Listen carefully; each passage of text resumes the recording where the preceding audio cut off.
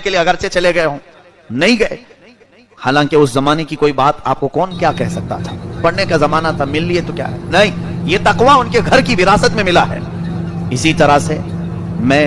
40 سال کے بعد حضرت کے ساتھ مصر کے دورے میں ساتھ رہا۔ 2009 میں حضرت تشریف لائے تھے مصر، جب میں وہاں پڑھ رہا تھا۔ اور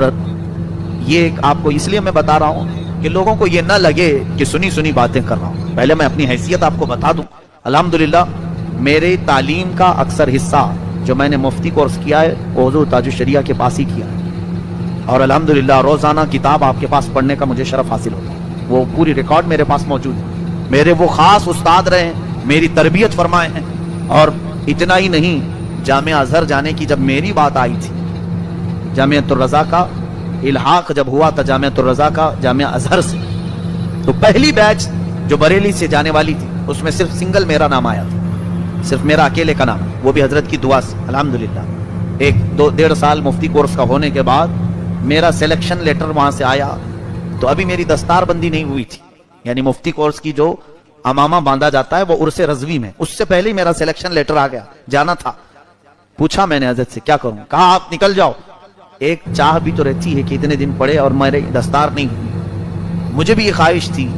کہ جلسے میں عرس اعلیٰ حضرت کے بعد چلا جاتا تو اچھا ہوتا، لیکن وہاں وقت نہیں تھا، اگر لیٹ کرتے تو سلیکشن ختم ہو جاتا۔ تو حضرت نے فرمایا کہ نہیں جاؤ تیاری کرو، تو میں بادل ناخواستہ